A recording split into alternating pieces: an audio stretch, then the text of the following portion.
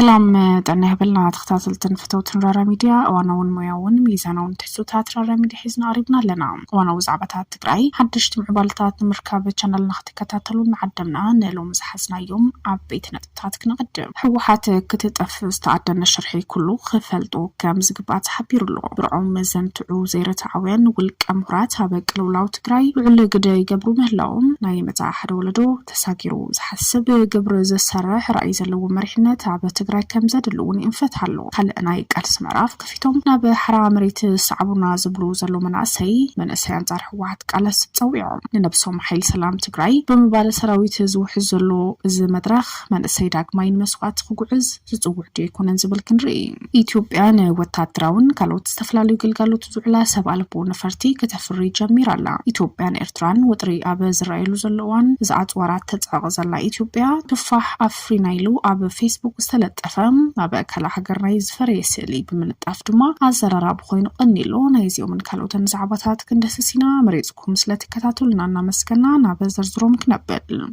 حوحات كتتقف استعدنا الشرحي كل خفلتو خمس قبا يحبرالو دخيمال لخمو كتسأزبل وفرتات كتكايد زتنحت هزبا ويان حرنا تقراي كابز كتما فتنان مدحان زواتو أخيباتات كتكايد زتنحت نتتكون زي زارنا يمرحنة قلولاو تودبون مرحتان كزلالفو زقبر أيوم كاب إرترا قتيلا وعلمنا كاب زلوا بدولات تبهيلان كاب زتقاس هقرات حانتي كيتسرع السقال زلو تقراي هابا وشتا زلو قلولاو والكاملاخي تغيرو كيلا بداز الشغليوم برعوم زنتعو زيرت عوان والكامورات هابا قلولاو قدعوم زقابرو زلو انتخونو بفلاي دحر حوحات زقات أماد خمتات دما تدحنا بزقبر قويا استحلالو مسمرات دواي بلون تبعت تقارلتي كم زنبر فلت هزبويان حرنا تقراي أبناء مرحنة منتخا كيدي كم تو مكالوت أبال إهدي قدبات بفلايد ما كم حوحات كابت نكارو دخمتاتو ناقولها خيدو كاس بغاس دما بإيدتهما بكل جنبارات عدكاون بوليتكاون زنبرو حيلتات إيدو وديو ناتو من عززتو من مدى بفت أم خوينو زركاب حيلي زبلو عكالات أبتز تجوي من كسغاس دما بدليت نايت قدايز خون زلو حوحات زقنع خوينو زقنع مخانو حوحات هزب تقراينا بنا إثيوبيا بوليتيكاو مسرح كاتو زقبر الوك هيدا عن صارح مهلاو امزحبرو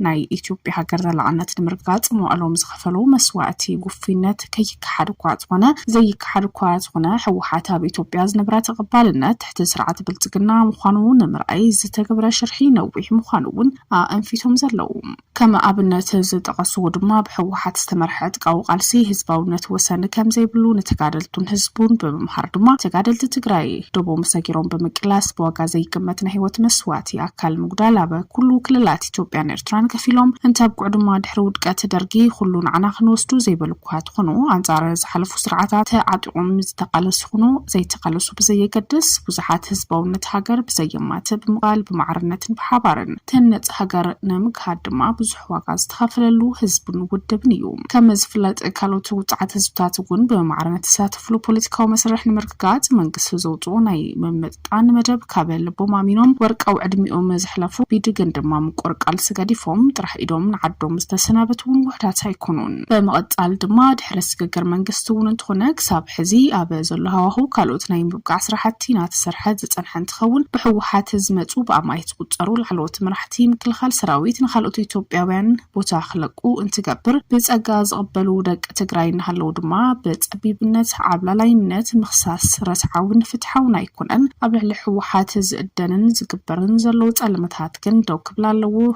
إلوم شنطوم قتيروم زكالخلو عبالاتون ناو بزعو يوم بتأبيبنت جفجفة زلو زحيلي أبوشت مرحنة حوحات الغرقوس حوحات المدحان زي كونس تأبيبنت نقز عيون نقوني آتمحوا بزعبيو حقراو هزبا قودات كتاكور نزي مقبار استوحابو مربات اتوجب كيسوقوم آخ إلو زبلونا اللوم حدا نبرابا الحوحات كم زبلو دخمتات شقرات دفين كام خاد نموبال ويدو معاهم زي بلوم قعزيات أبلات مرحنة تسكيم كام غطال من أسي كدم يبلون نابز حزن ريو زلنات أقاماتو ينازلو دمان مرحنة زلو ناي دخمتات خمز خنا ردو غير كان حسيا زي بلوم قمقام خكايدن لو تخمت انهزب تبيزولو مخانو كزنقع يبلون تقليل كحوحات كتف زبل عدومات هاتقن زدلو يكونون حوحات كتس زلوا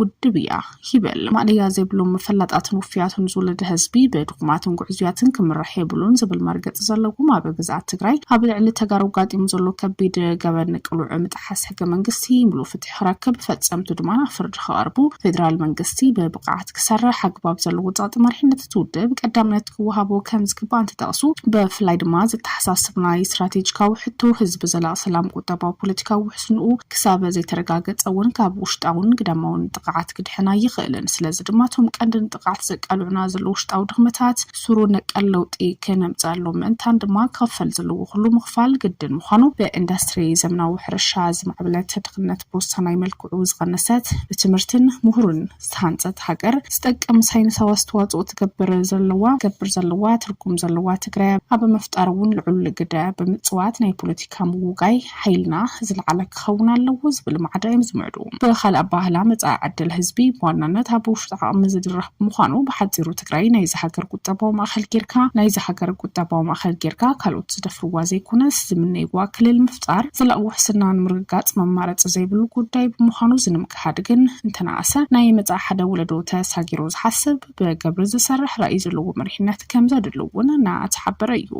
ኣብ ትግራይ ዝግበር ዘሎ ቃልስታት ዶ ኣይበሉን ኩሉ ንዝኣመነሉ ንዝመሰሉን ይቃለሳሉ ኣብ ዝተቀያየረ ፖለቲካ ትግራይ ክትቀይሮ ኣጥዒትካ ሒስካ ትቃለሰሉ ዝነበርካ ዓላማ ቃልሲ ተጫዊቱ ኸሊፉ ካልእ መዳይ ዘለዎ ቃልሲ ክድረብ ዝረአዩ መንእሰይ ዝሓዙ ዕላማ ቃልሲ በቶም ነቲ ቃልሲ ዝመርሕዎ ኣካላት ዝውሰን እንትኸውን መራሕቲ ተባኢሶም ዝበኣስ ተተዓሪቖም ድማ ዝዕራቕ ካልእ ናይ ቃልሲ ምዕራፍ ክኽፈት ከም ዘይብሉ ዝጥቀሙ ፍልፍላት ይበረኸቱ ኣለዉ ካልእ ናይ ቃልሲ ምዕራፍ ከፊቶም ናብ ሓራ መሬት ዝሰዓቡና ዝብሉ ዘሎ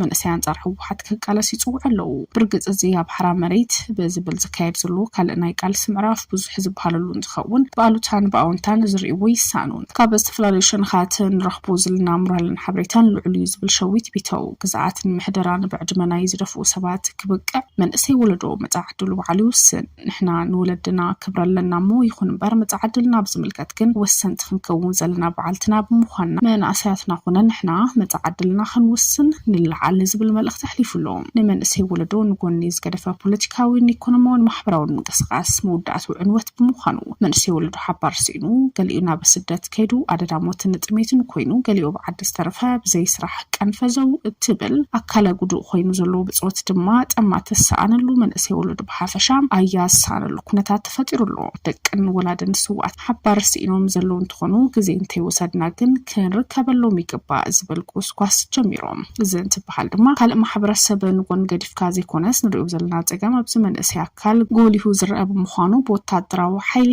ተደጊፉ ዝንቀሳቐስ ዘሎ ውድብ ህወሓት ውከትን ኣገርግርና ዓፈና እምበር ሰላም ክሰፍና ይኽእልን እሞ ኮርን ልዕሊ ኮርን ዘሕለፍዎ ዘሎ ውሳነ ናይ ዝመርገጽ እዩ ስለዝኾነ ኣብዚ ኣካይዳ ጠቕሊሉ ክሳብ ዘይተላቐ ቃልስና ቀጻሊ እዩ ዝብል መልእኽቲኦም ሓሊፎም ልዕላውነት ብሄራዊ ረብሓ ህዝቢ ትግራይ ውሕሳብ ምግባር ሰላም ቅሳነትን ህዝባ ብምስፋን ናብ ንቡራ ብምምላስ ተመዛበለ ዝተበታተነ ህዝቢ መረበት ኣብ ምምላስ ሓድነት ህዝባ ብምርጋጽ ምስቃለሱ ዘለዉ ኩሎም ሓይልታት ሓቢርካ ክንሰርሕ ድልዋት ከም ዝኾኑ ካልእ ለውጢ ዝብህግ ኣካል ናብቲ ቃልሶም ክጽንበርን ዓደሙ እዮም ናብ ሓራ መሬት ዛጊድ ዝተጸንበረ ብርከተ ዝበሉ ናብቲ ሓራ መሬት ዛጊድ ዝተጸንበሩ ብርከተ ዝበሉ ኣባላት ሰራዊት ውጉንኦም ንህዝቢ ትግራይ ዝገብረ ሓይሊ ሰላም ዝተኣኻኸብሉ ዘለዉ ምዃኑ ዝገልጹ እንትኾኑ ንባዕሎም ሓይል ሰላም ትግራይ ፒስ ፎርስ TPF ብምባል እውን ሰራዊት ዝዕልሙ ዘለዉ እዮም ናብ ሓራ መሬት ወሓዝ ዝብል ቆስቋስ ዝቐጸለ እንትኸውን ካልእ ናይ ቃልሲ ምዕራፍ ከም ዝኽፈቱ እዮም ዝዛረቡ መቋረፂ ዘይተረኽቦ ፖለቲካ ትግራይ ክሳብ ሕዚ ዕላማ ቃልስታት ጭወይን እናተጭወይን ዝኸዱ ብምህላው መንእሰይ ካብ ዝሳተፈሎም ኮነ ኣብ ዘምርሐሎም ናይ ቃልሲ ምዕራፋት ልዑል ጥንቃቐ ክገብር ከም ዘለዎ ድማ እናተሓበረ እዩ ኢትዮጵያን ወታደራውን ካልኦት ዝተፈላለዩ ግልጋሎት ዝውዕላ ሰብ ኣልቦ ነፈርቲ ክተፍሪ ከም ዝጀመረት ተገሊጹሉ ኣብ ዝሓለፈ ሰሙን ቀዳማይ ሚኒስትር ኣብይ ኣሕመድ ትካል ምፍራይ ሰብ ኣልቦ ነፈርቲ ኣብ ዘመረቐሉ እዋን ኢትዮጵያን ኣብ ወጻኢ ሃገራት ከይተፍሪ ሰብ ኣልቦ ከይተረፈ ሰብ ኣልቦ ነፈርቲ ንምሻጥ ድልው ምዃኑ ኣፍሊጣ እቲ ቀዳማይ ሚኒስትር ፋብሪካ ኣጽዋረ ድማ ተተኮስትን ስናይፐር ሽጉጥን ሓዊሱ ካልኦት ኣጽዋራት ምፍራይ ከም ዝጀመር ሓቢሩሎ ኣብ ማሕበራዊ መራኸቢታት ኣብ ዘካፈሉ ጽሑፍ እውን ሰብ ኣልቦ ነፈርቲ ንኹናት ዘይኮነስ ጎንጽ ደው ክብል እንተዘይክኢሉ ድማ እቲ ጎንጽ ኣብ ዝሓፀረ እዋን ንምዝዛም ክሕግዛ ምዃኑ እውን ወሲኹ ገሊጹሎ ኢትዮጵያ ብፍላይ ብሰሜናት ሃገር ዝካየድ ዘሎ ኩናት ወታደራዊ ሰብ ኣልቦ ነፈርቲ ብሰፊሑ ክትጥቀም ጸኒሓ ተንተንቲ ከም ዝብልዎ ሰብ ኣልቦ ነፈርቲ መልክዕ ኩናት ይቕይራ ከም ዘለዋ እንትዛረቡ ይኹን በራብ ልዕል ስነመን ሰባት ጉዳት የብጽሓ ከም ዘለዋ ዝነቐፉ እዮም ሰበ ስልጣነት ሃገር ሰብ አልቦ ነፈርቲ ኣብ ጥቕሚ ውዕላ ከም ዘለዋ ብግልጽ ዝኣምኑ እኳ ትኾኑ ሕዚ ድማ ቀዳማይ ሚኒስትር አብይ ኣሕመድ ምፍራይ ሰብ አልቦ ነፈርቲ ንኢትዮጵያ ዓቢ ረብሓ ከም ዝህብ ይገልጽ ሰብ አልቦ ነፈርቲ ከምቲ ማላይ ንገዝእን ኢና ምክንያቱም ኣብዚ ክነፍር ኢና ጀሚርና እኹል ሰብን ቴክኖሎጂን ኣለና እዚ ድማ ሃገርና ክንከላኸል ኣዝዩ ብቁዕ ምዃንና ዘረጋግጽ እዩ ኩሉ ኢትዮጵያዊ እንኳዕ ሓጎሰኩም ክብል እውን ወሲኹ ሓቢሩ እታ ሃገር ሰብ አልቦ ነፈርቲ ምፍራይ ዝጀመረት እንትትከውን ኣብ መንጎ ኢትዮጵያን ኤርትራን ውጥረት ዝረኣየሉ ዘሎ እዋን እውን እዚ ከምዚ ኢሉ እንከሎት ብመራኸቢ ብዙሓን ናይቲ ሃገር ዝቐረበ ሓበሬታ ብጥርጣረ እውን ዝርእይዎ ይተሳኣሉን ቀዳማይ ሚኒስትር አብይ ኣሕመድ ቅድሚ ሕዚ ማይ ኣዝኒብና ነዳዲ ረኺብና ስርናይ ንሰድድ ኣዳሊና ወዘተ ዝብል ዘቐረቦሞ ድማ ብድሕሪኡ ዘይቀጸለ ብምንጽጻር እዚ ናይ ድሮን ኮነ ኣጥዋራት ምፍራይ ክእመነሉ ከም ዘይከኣል እውን ይንፈት ኣሎ ኣብዚ ቅንያት ቱፋሕ ኣፍሪና ኢሉ ኣብ ፌስቡክ ዝለጠፉ ኣብ ካልእ ሃገር ናይ ዝፍረየ ስእሊ ብምልጣፍ ኣዘራራቢ ኮይኑ ቀኒዩ እቲ ድሒሩ ዝተዓለየ ስእሊ ድማ ብጌጋ ሓበሬታ ከም ዝቐረበ እውን ተገሊጹ ነይሩ ተኸታተልትን ፍተውትን ራራ ሚድያ ንሎም ዝሓዝናዮም ሓበሬታታት እዚኦም ይመስሉ ነይሮም እዋናዊ ዜናን ሓበሬታን ራራ ሚድያ ንምርካብ ቻናልና ላይክ ሼር ሳብስክራይብ ክትገብሩ ንዕድም ራራ ሚድያ ጥበብ ይመርሕ